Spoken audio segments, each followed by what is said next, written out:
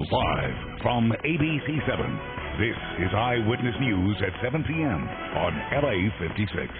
A massive march on the streets of Los Angeles. Tens of thousands mark the 100th anniversary of the massacre of more than 1 million Armenians. Two residents unknowingly walk out of their homes and into a standoff with an armed man in their apartment complex. See how the long standoff came to an end. An Eyewitness News exclusive. A filmmaker goes inside ISIS making a movie about the terror group. Good evening. I'm Rutabaga Shabazi in for Colleen Sullivan. And I'm David Ono. This is Eyewitness News at LA56, LA's only live local newscast at 7 p.m. And we start with a huge story. Literally, an estimated 100,000 people hit the streets of Los Angeles today. They're marking the killings of 1.5 million Armenians at the hands of Ottoman Turks 100 years ago. And Eyewitness News reporter Carlos Granda has the sights and sounds. It happened a century ago, but for the thousands who came here today, it is still a painful part of their history. It's been too long that the government of the United States and the government of Turkey have denied, the truth of the Armenian genocide. Tens of thousands filled the streets of Hollywood. President Obama has refused to call it genocide, many saying the administration doesn't want to offend Turkey, which is a vital NATO ally. We shouldn't have to take to the streets 100 years later. We should be in churches and synagogues and, yes, in mosques and temples. We should be praying for the dead. We should be remembering the mistakes, and we should be a united human family. People here say 1.5 million Armenians and other Christians were murdered during World War I at the hands of the Ottoman Turkish government. I think the word has already gotten out. I think there's been more news coverage, factual news coverage on what actually took place during the Armenian genocide. Then they marched through the streets of Los Angeles, a huge crowd moving toward the Turkish consulate, where they were met with a small group of pro-Turkey demonstrators. The two sides were kept apart by police, but bottles were thrown and one man got hit by eggs. 2 people were detained. People on the Turkish side say history shows there was no genocide. Turkey or Turks or Ottoman Empire never attempted any type of genocide towards them. This was war, and sir, under war, anything can happen, unfortunately. Coming together as one community, Armenians and non-Armenians alike, to stand up for justice, to stand up for truth, and to remind us of the message of the Armenian genocide, which is not just one of remembrance, it's also preventing the atrocities of the future through justice. Carlos Granda, ABC7, Eyewitness News.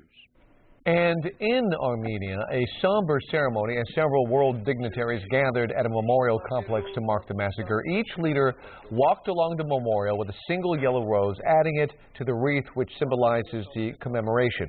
Russian President Vladimir Putin attended the ceremony, as did French President François Hollande. Armenia's president said he hopes the recent steps to recognize the massacre as genocide will help dispel the darkness of 100 years of denial. A tense police standoff in Van Nuys is finally over tonight. A gunman holed up in the 15,900 block of Sherman Way in Van Nuys came out with his hands up. Authorities identify the man as Alfredo Gutierrez. They say Gutierrez became upset over a domestic dispute he had with his girlfriend today. Officials say Gutierrez was seen out on his balcony at about 1 this afternoon pointing a gun at people. Police say he fired at least 1 shot. Authorities evacuated the complex. Now that Gutierrez is in custody, police are clearing the scene, and those residents will likely be allowed to return home shortly. Tonight, firefighters are mopping up after a fire that tore through a Silver Lake structure earlier this evening. Air 7 was over the scene on the 1400 block of Sanborn Avenue. At least 2 vehicles burned in the fire. Fire crews reported hearing small explosions from inside the building. No one was injured. A Bell Gardens man will stand trial on charges he kidnapped and raped a 15-year-old girl. He then held her against her will for a decade. An Orange County Superior Court judge ordered 41-year-old Isidro Garcia to stand trial today. Prosecutors say he abducted the teen daughter of his live-in girlfriend in Santa Ana in 2004, changed their identities, falsified her age to force her into marriage. The alleged victim, now 25, also had a daughter with him. Garcia has pled not guilty. And police are searching for a suspect who robbed an armored car, made off with a bag of cash, and shot at guards in Inglewood. The attempted robbery happened outside a Wells Fargo bank on Market Street and Hillcrest Boulevard just before 9 o'clock this morning. Authorities say Brinks guards were at the location servicing an ATM when a man approached them demanding money. Gunfire erupted, startling residents and workers nearby. And then when I came out here, police were just flying everywhere. So I really wasn't aware what was going on, but when I looked over and seen the truck, I was like, they must have tried to rob the truck or something. The guards were not hurt. It's unclear if the suspect was hit by gunfire. Police say they're looking for an Hispanic male who fled in a silver-colored SUV. If you have any information on who the suspect is, you're asked to call Inglewood Police. Turning now to our weather, it's cool and cloudy, and we can expect strong winds. Here's a live look outside now at our Laguna Beach camera, where there are plenty of clouds out, but still pretty out there. Some viewers told us they had sprinkles in the area today. Meteorologist Jonathan Novak is here live now with a first look at the forecast. Hey, Jonathan. Hey, Rita. Hey, folks. Yeah, we had the clouds out. As you saw, it was a comfortably cool day. Once again, temperatures below average. Let's start with the live Mega Doppler 7000 HD because we've had the rain the last few days, but right now it is dry. That doesn't mean we'll stay dry for the forecast. In fact, we'll discuss chance of rain later on in the 7-day. Today, again, 67, 7 degrees below the average of 74. The winds are going to start kicking up as well. The same reason that we're going to have a rain chance back in your forecast for tonight, at least, is just going to be kind of like this. Cloudy, temperatures dipping into the 50s. Definitely jacket weather for this evening. And a quick look at the temperatures around Southern California. See, generally right now we're about 59 to 62 degrees from Ontario to the coast at Long Beach. I'll detail the winds and the rain chances for the weekend and a big warm-up. We've got a lot to talk about in that 7-day coming up. All right, Jonathan, thank you. You're welcome. Italian authorities have broken up a terrorist ring with numerous arrests and warrants issued for more suspects. Police say they arrested 9 suspected Islamic militants and issued 9 additional warrants. 2 of those arrested were former bodyguards from Osama bin Laden. Police say the same group is responsible for an attack in Pakistan, which killed 100 people, and that they put together a plot in 2010 to attack the Vatican that was never carried out. Police say they believe the Vatican plot was not aimed at the Pope, but rather crowds of people in St. Peter's Square. From some wiretap conversation, it clearly comes out that the organization of a terrorist attack is underway. The Vatican is downplaying the planned attack in St. Peter's Square. They say the plot dates back 5 years and there is no current danger. Tonight, an exclusive interview with a filmmaker who penetrated into the territory of the violent organization we know as ISIS and returned to tell about it. Eyewitness News reporter Jory Rand has the story. Be close to me, Ty. You would think Itai Engel has a death wish. The tall, lanky Israeli filmmaker has a beachfront apartment in Tel Aviv overlooking the Mediterranean, yet he repeatedly leaves his home to visit some of the most dangerous and volatile places on Earth. Why do you keep going back? Had you told me, that I would be hurt, of course I would never sacrifice my life for it. But I managed to do it for 24 years now, and I really believe in journalism, really. And I really believe that real journalism is going out there in the field. His latest film brought him to the front lines in the war against ISIS in Syria, even coming face-to-face with captured ISIS soldiers. He's come a long way from his first war assignment in Bosnia back in the early 90s. After spending the 20 minutes, I decided that this is not for me. And this profession is not for me. There were snipers all around the city, and I had to run away. But he slowly gathered his courage and went out into the field, and a war documentarian was born. Time and again, Engel would head to the front lines of war, covering conflicts across 3 continents, but he would soon wind up filming in places where he was no longer considered a journalist, but an enemy. All those places I could go as an Israeli, but when you go to Pakistan and Afghanistan and later on to Iraq and Syria, obviously if someone finds out who I am, I'm in a really big trouble. He would come across some of the most feared and deadly people in the world, but at times, something amazing would happen. I have so many Sunni Muslim friends, and some of them know that I'm Jewish, some of them know that I'm an Israeli. And I can trust them completely, I can go to places in Syria and to know, that I'm absolutely safe with them because nothing to do with my religion or my nationality, because of me being a human being. So you can find it everywhere.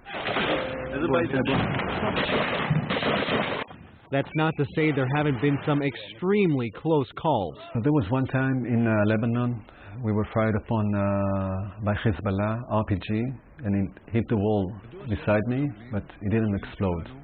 Do your parents get upset? Sometimes they understand. The one technique in order to make your mother calm is to give the satellite phone to a local to talk to her. And immediately they are laughing. Still, while most people run away from war zones, Itai runs into them. But war has been a fact of life for Israelis for decades.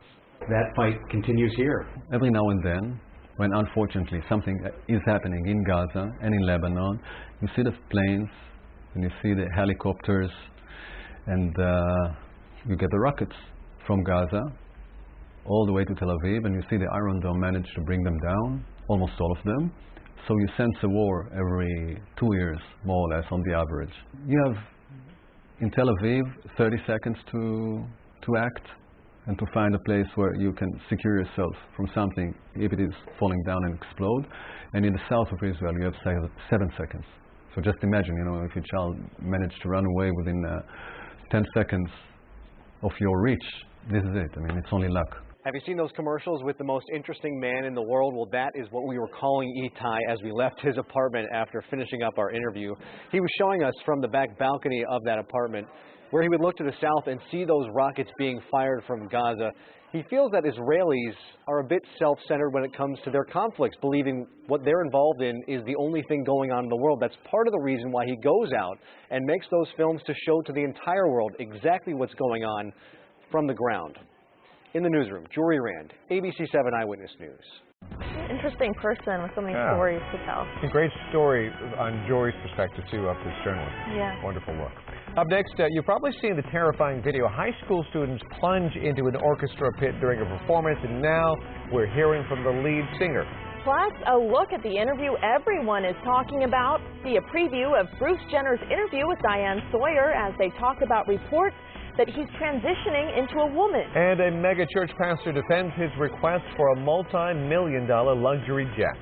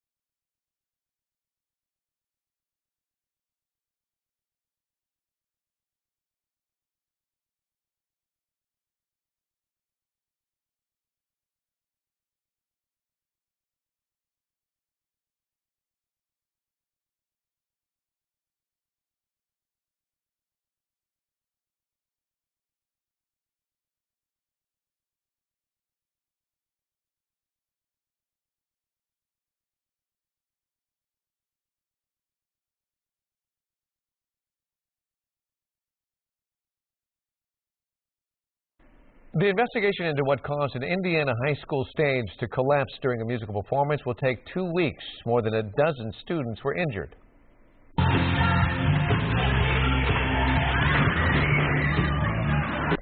Students at Westfield High School were performing on stage during the grand finale of the concert when it collapsed, tossing the students 12 feet into the orchestra pit below. One of the singers who was on stage at the time explained what was going through her head.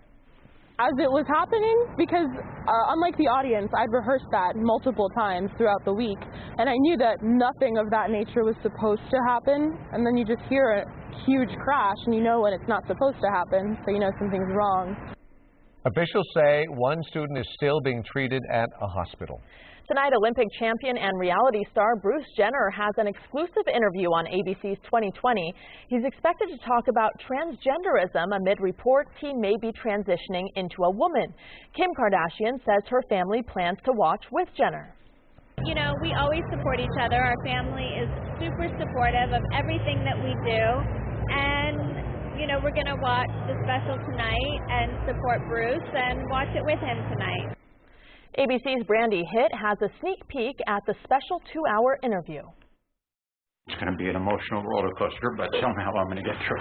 It's the moment millions have been waiting for. Bruce Jenner's revelation in an exclusive interview with ABC's Diane Sawyer. I hope I'm going to be okay. I feel like I'm going to be okay. 2015 is going to be quite a ride. Quite a ride.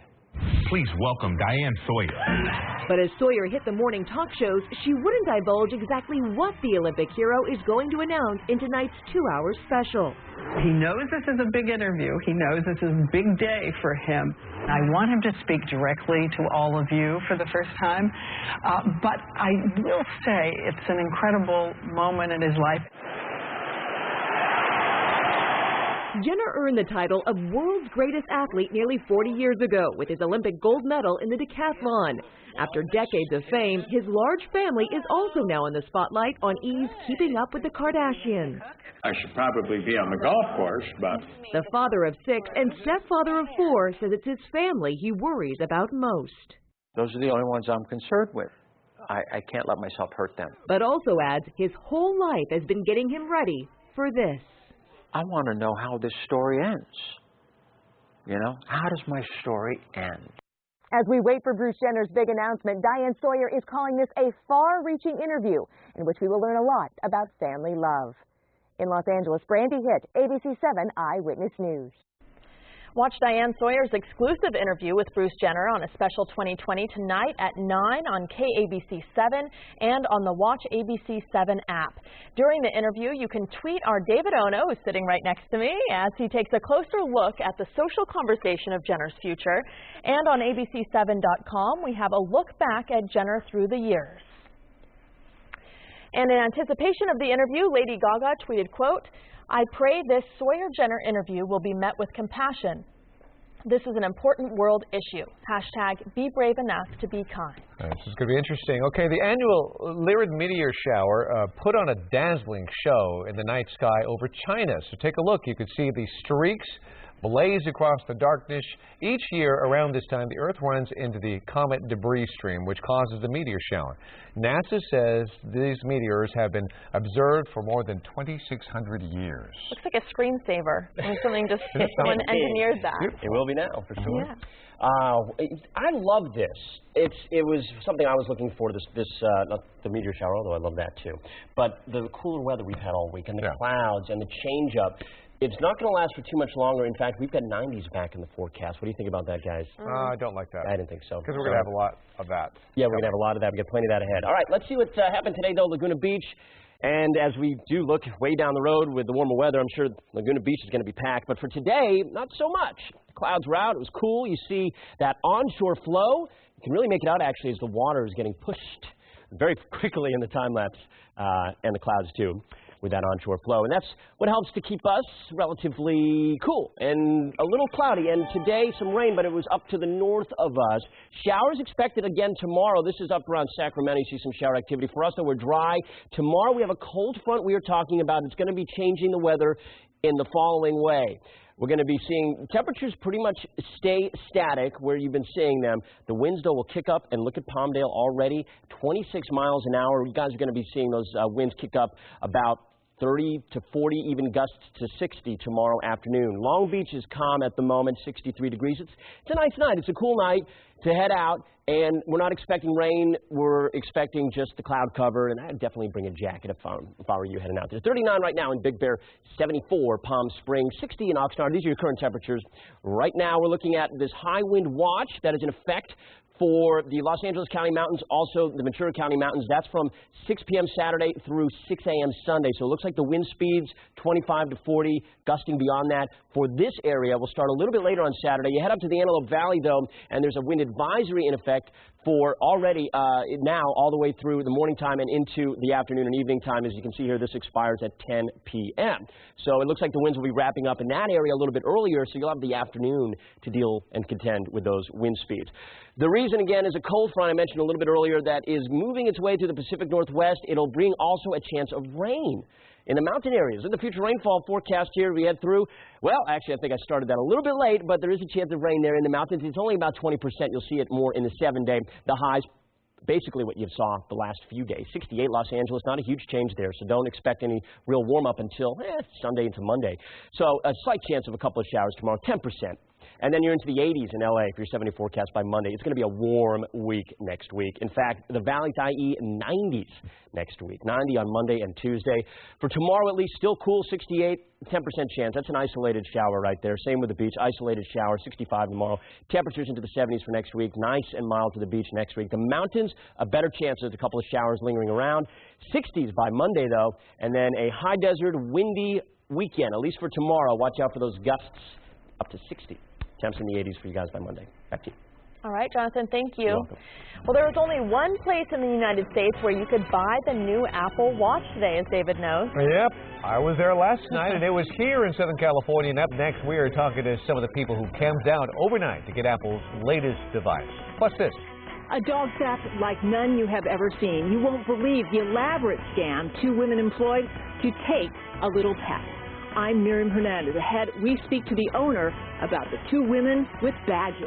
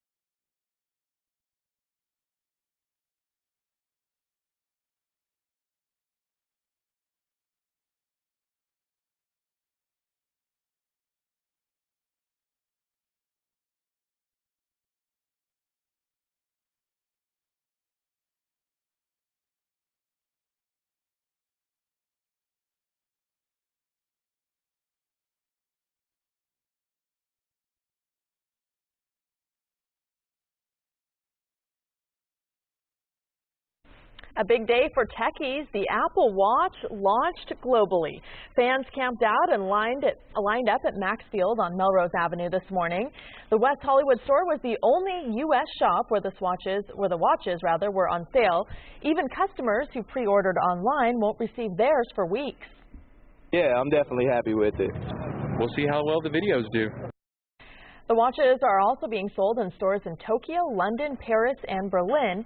Apple says they won't be selling watches in their own stores until sometime after June. I met all those guys last night when they were waiting in line. We did a live shot at 11 p.m. They're great guys. They have their own kind of culture out there. Yeah, definitely. They have the whole system figured out. Right. I knew them by their numbers, by the way, where they were in line. 1, 6, 7, you know. Got to keep in touch. Right. The Eyewitness News pop-up news bureau was up and running at the Grand Central Market in downtown Los Angeles today. All day long, people could visit the bureau on Broadway and Hill between 3rd and 4th Streets. Visitors shared story ideas, met their favorite on-air personalities, and even learned how to do the weather.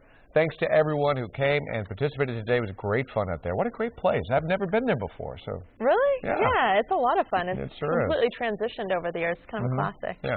All right, well, we're updating the evening's top stories next at 7:30. Including abandoned in a dumpster as a baby decades ago. An Orange County man is meeting the police officer who saved his life, and we'll show you the emotional reunion.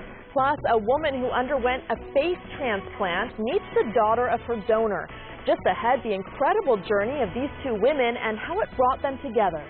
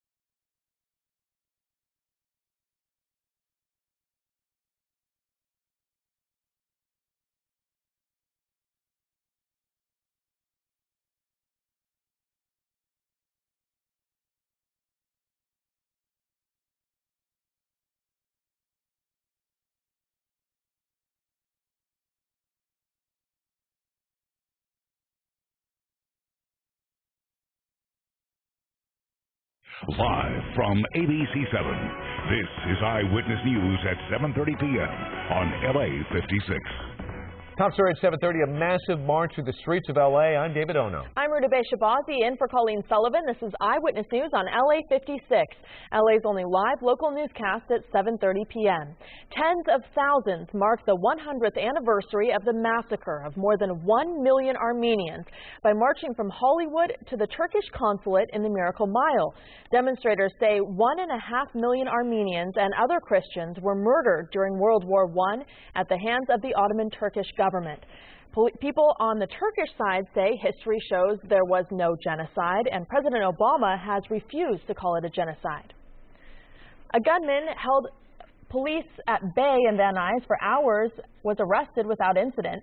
The man is identified as Alfredo Gutierrez. Police say Gutierrez was upset over a domestic dispute with his girlfriend. He was seen out on his balcony at about 1 this afternoon, pointing a gun at people and firing at least one shot. The apartment complex was evacuated. Abandoned in a trash bin as a baby, the now grown man meets the police officer who saved his life. Orange County Bureau Chief Eileen Frere has a remarkable story of this survivor from Santa Ana. We'll do it again. Robin Barton shares a bond like no other with this man, retired Santa Ana police officer Michael Buelna. I hope that someday I would see him again. The two first met 25 years ago, though Barton was just 4 hours old, in what some would call a miracle encounter. It was November 21st, 1989. Buelna was on duty in Santa Ana. It was like a sound of a very low meow, like a cat or something. The sound from behind a garbage dumpster. Buelna started moving trash around and then made the shocking discovery. I noticed the umbilical cord, and he was covered. He still had all like the mucus and stuff, and all the trash and gravel was sticking to him. I tried to give him a tiny little bit of breath, and he reacted a little bit. The baby weighed just 4 pounds, 2 ounces. Buelna named him Adam. A sketch of his 19-year-old biological mother, later identified as Serena Diaz, went out. She was later arrested for attempted murder. I'm not angry or upset with her, and I forgive her because she was a young woman in a very compromising position. Adam was adopted by an Orange County couple. It's been an honor and privilege to be your mom. It's been wonderful. I was blessed with a great family. Recently, he and his parents met the officer who rescued him. It's a very, very, very emotional meeting. I had the opportunity to shake his hand and look in his eyes and say thank you for saving his life. Now, Barton's biological mother was sentenced to 3 years in prison for child endangerment and attempted murder. Barton says he is trying to find her. He says it'll help provide some closure to meet her. He also wants to tell her he forgives her. In Santa Ana, Eileen Frere, ABC7 Eyewitness News. That was an amazing story. Well, a sketch has just been released of a suspect in a year-old murder case in hopes it will lead to an arrest. This is the sketch of the man police say shot and killed a 78-year-old man in Oxnard. Police say Ruben Alfaro had just returned from the store when he was shot in the head. Investigators say Alfaro was the unintentional victim of a gang-related shooting. Anyone with information on the case is asked to call police. Community groups protest a change in how domestic violence cases are handled in West Covina. What do we want? Reopen the court. When do we want it? Now. They say, in effect, the domestic violence court is closing and that victims of domestic abuse will lose access to their special attention the cases need and the programs that assist them. The court says the cases are being divided equally among all the judges who have received additional training in domestic violence and that those involved agree the new model is more effective. There's a warning today for pet owners in Echo Park. Investigators say 2 women wearing uniforms got away with a man's dog by pretending to be LAPD animal cruelty officers. Eyewitness News reporter Miriam Hernandez spoke to the dog's owner. As dog thefts go, this one could win a prize for its sophistication. Little Fanny, a 2.5-year-old poodle mix, was seized by 2 women in uniform, armed with papers at the door of Cesar Aguilar. And did they look official? Vestida de sheriff. Oh, they look like sheriffs. Sí. They claim neighbors had reported him for animal abuse. You not give the water, you not give the food, you eating, you dog, you living all day, all night, outside. Lie, says Aguilar. He showed them Fanny's comfy bed indoors, but he says the threats got worse. They told him he could not own a pet again, that they were watching the building 24/7, and if he defied their orders, he would face arrest. Que me iba a echar la policía o la migración. If you had a dog here ever again, they would call the police and they'd call immigration. Yeah, sí. You know, it is unusual. We don't see a lot of these type of crimes. Lieutenant Ryan Rabbit says detectives will search video from surveillance cameras at the complex. The women may have entered through locked gates with the help of a neighbor who also thought they were legit. Public safety is jeopardized, says Lieutenant Rabbit, when scammers pose as police officers. It is a separate charge. It's a felony crime, and I don't know exactly what they would face in the court, but it's something that we would look at very seriously. Aguilar described the two visitors as Hispanic, 5 feet tall, 140 pounds, between 35 and 45 years old. He begs them now to return little Fanny. That's very important with me. You love your dog? Yeah, too much. If you have any information about these two women, you should call the tip line, 877 LAPD 24/7. And pet owners, you're urged to take notice of uniforms. Animal cruelty officers wear regular LAPD uniforms. They wear badges and badge numbers. Reporting from Echo Park, Miriam Hernandez, ABC7 Eyewitness News. In Ontario, a neighborhood is fighting back against a plan by SoCal Edison to install high-voltage power lines over their homes. Residents are concerned about the physical and health risks that these new transmission lines, which tower almost 200 feet above the homes, pose. The lines are part of SoCal Edison's Tehachapi Renewable Energy Project, which delivers wind-created energy to the power grid. The city of Chino Hills was able to get rid of the same towers by moving the lines underground. Ontario is hoping to do the same thing. But until you see it up close, it's devastating. What it's done to property values is horrifying. But we can't sell. Who wants to buy a house here with all this stuff going up? A judge has already recommended that the California Public Utilities Commission deny the City of Ontario's request to move these lines underground, but it hasn't gone up for a vote yet. This story was brought to our attention by a viewer using the hashtag ABC7 Eyewitness. The man who shot President Ronald Reagan is requesting more freedom. Part of that involves music. Court hearings are being held to determine which conditions would allow John Hinckley Jr. to live full-time outside of a mental hospital. He currently spends 17 days a month at his mother's Virginia home, and his treatment team says he's ready to stay there. Hinckley sings and plays the guitar and wants to start a band. His psychiatrist believes he should be allowed to publish his music anonymously, but not perform publicly. Today, actress Angelina Jolie addressed the UN on the refugee crisis in Syria. Jolie is a United Nations Special Envoy for refugee issues. Today, she addressed the Security Council about nearly 4 million Syrian refugees in the war-torn country, saying it's the UN's responsibility to protect states that can't protect their people. She also said the problem isn't the lack of information, but the lack of political will to take action. We cannot look at Syria and the evil that has arisen from the ashes of indecision and think this is not the lowest point in the world's inability to protect and defend the innocent. Jolie went on to urge the UN to do more to help Syria's refugees and to end the civil war that's killed hundreds of thousands of people. A hiker captures incredible video as an ancient volcano erupts in Chile. Thousands of people have been evacuated and planes have been rerouted. ABC's Matt Gutman has a closer look. Tonight, that moment the Calbuco volcano exploded. Wow. A hiker incredibly capturing the eruption that would pump ash 9 miles into the air. This just-released drone video also capturing the fire-breathing mountain coming to life for the first time in more than 40 years. So powerful, it's setting off its own lightning swarms. The time-lapse shows the plume shooting skyward so far that after 5 hours in the air, a Qantas flight today was forced to turn back to Sydney. We saw it firsthand flying into southern Chile. From the air, you can see how much ash that volcano is still spewing into the atmosphere.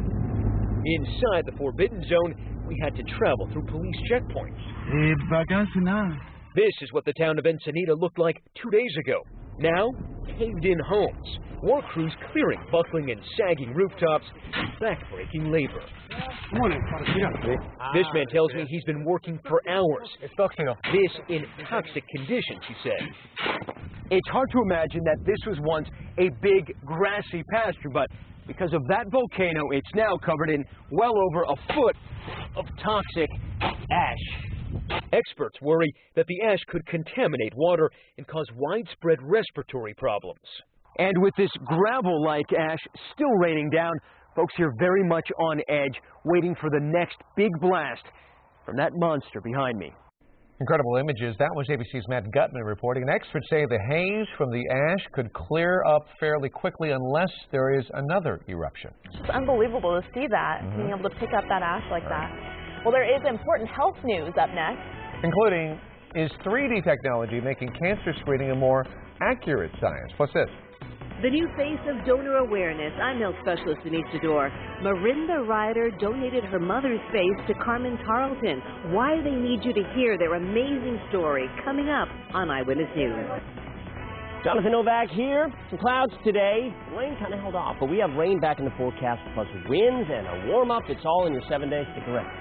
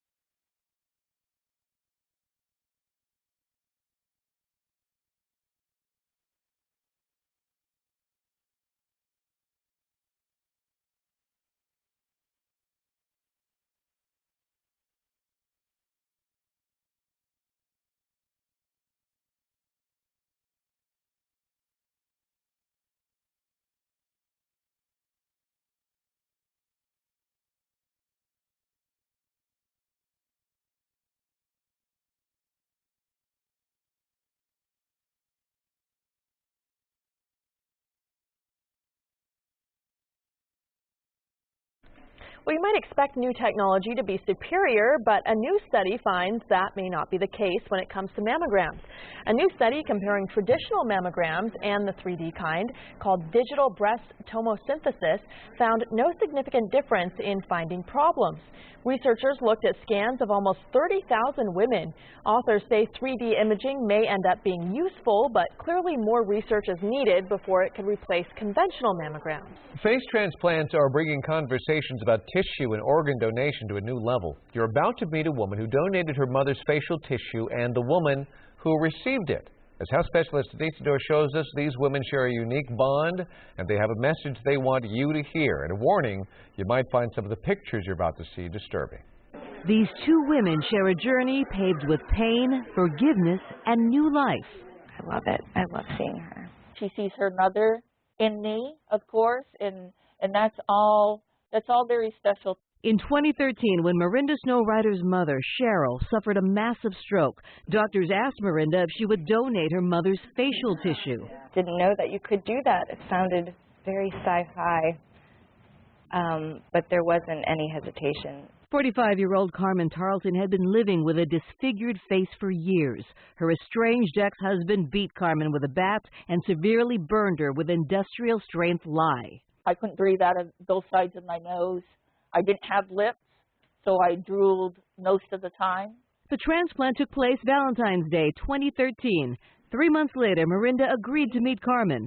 At first glance, she felt elation. There's no negatives to it whatsoever. Because face and hand transplants are so new, just having a pink dot on your driver's license doesn't automatically make you a donor. That's why it's so important to have a conversation with your loved ones. the reality is no one wants to surprise their family. We shouldn't. The family should know what your choices are in advance. Saturday, Carmen and Marinda will share their story at the Donate Life Run Walk at Cal State Fullerton. Hearts and kidneys save lives, but the new transplants using donor hands and facial tissue, those bring new life too. The message is it really does change lives for the better. The transplant helped Carmen heal outside, but she says forgiving her attacker helped her heal inside. Marinda says her mom suffered domestic violence too, so seeing the gift of her mom's face on Carmen means so much more. I'm a lucky lady, and I get to see my mom smile again. Carmen and Marinda volunteer their time to raise awareness about organ donation. The two will be appearing at the Donate Life Run Walk tomorrow morning in Cal State Fullerton. Our Philip Palmer will also be there. In the newsroom, Denise Tudor, ABC7 Eyewitness News. They both seem like amazing, interesting women. That was an incredible story. Yeah, pretty awesome. Well, will our cloudy skies stay through the weekend? Jonathan Novak has the answer up next. Plus in sports, a spectacular but scary scene for the world of NASCAR tonight. How did it happen? The answer ahead. And it's considered the largest international yacht race in the world. We're taking you to the start of the Newport to Ensenada race straight ahead.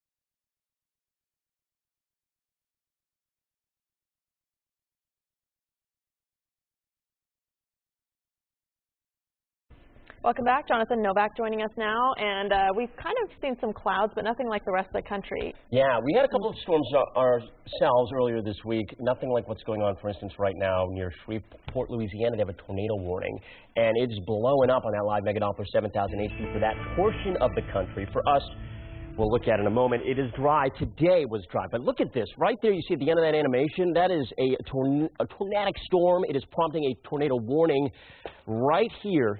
Right there, this cell that is moving to the west and the east, and outside of that, there's just a ton of real heavy rainfall, flooding storms, and severe weather in that portion of the country. Again, for us, just dry.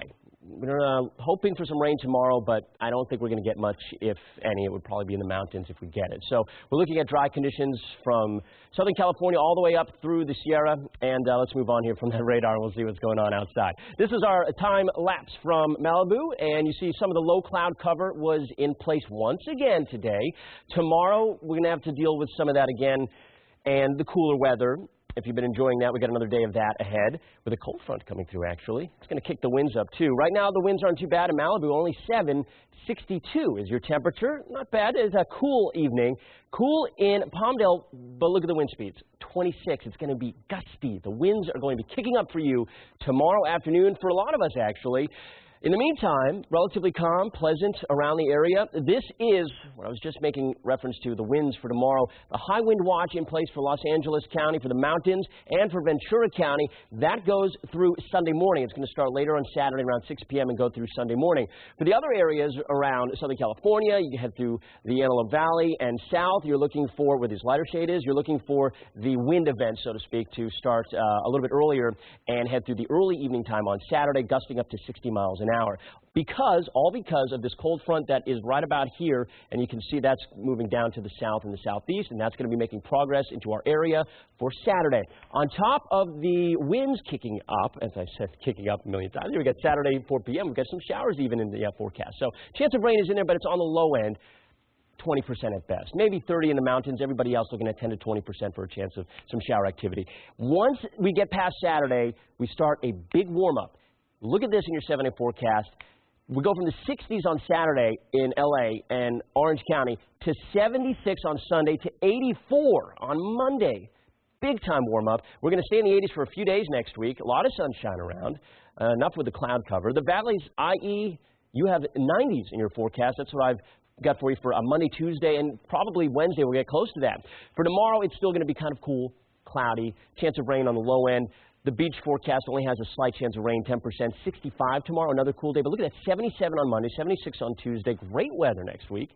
Mountains, you have the best shot at some shower activity, as you pretty much have had all week. 30% chance.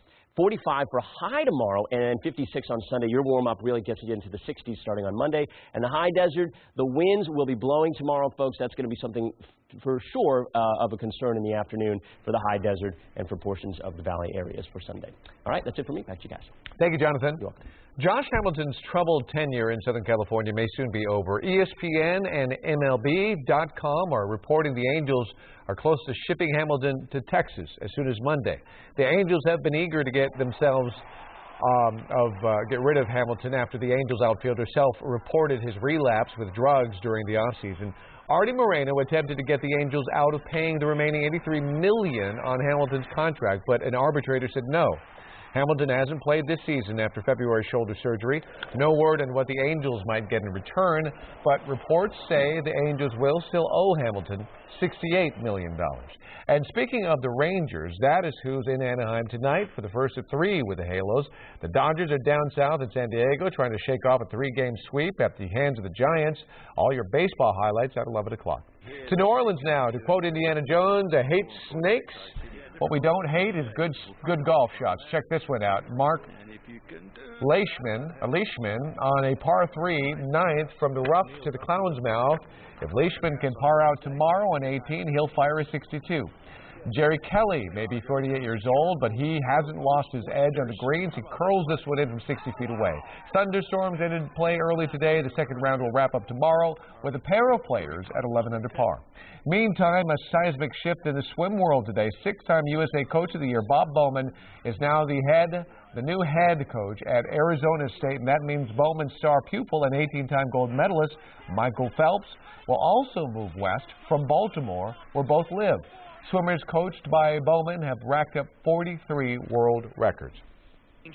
Finally to Richmond, Virginia, for a truly frightening moment. The fuel being pumped into Brendan Gaughan's race car explodes. Rear tire changer Anthony O'Brien was caught in the wall of flames before being pulled free. Crews quickly put out the fire. O'Brien appeared okay, but was taken to the hospital as a precaution. Meantime, Denny Hamlin led 154 of the 250 laps tonight to easily capture the checkered flag. Joey Logano finished second. A spectacular sight today off our Southern California coastline. Hundreds of ships set sail in Newport Beach, headed to Mexico for the annual Newport to Ensenada International Yacht Race. Orange County Bureau Chief Eileen Frere shows us the sights and sounds. More than 200 boats of all sizes, 40 different classes. This is the first time I've seen it, and it's really magnificent. The 68th annual Newport to Ensenada International Yacht Race underway, drawing hundreds of spectators along the coast. This never gets old. I mean, to see all this many boats out here, and it's just great.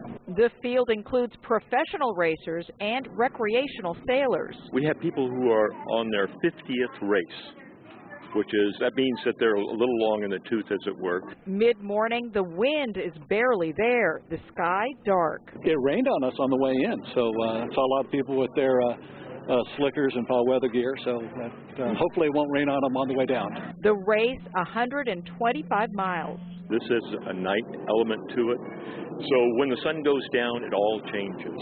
It's much more exciting. Your senses have to be much more alert. 2 high-performance catamarans hope for a record-breaking run. New this year is the Open Class, a showcase for the state-of-the-art foiling sailboats, which could finish the race before dark. Of course, it depends on whether the wind cooperates. Once you start going downhill and you get past San Diego, you kind of split up and you don't really see all the boats like you do here. So then it's kind of how fast are you going? Will you get there before the other people do? In Newport Beach, Eileen Frere, ABC7 Eyewitness News. It's beautiful out there. Sure is. More news straight ahead here at 7:30 and ahead tonight on Eyewitness News at 11 on ABC7. Following Diane Sawyer's exclusive interview with Bruce Jenner, we'll have reaction to the emotional interview. Plus, Jenner makes another revelation you'll only see at 11. And an up-close encounter with a Texas twister. See the new video just in.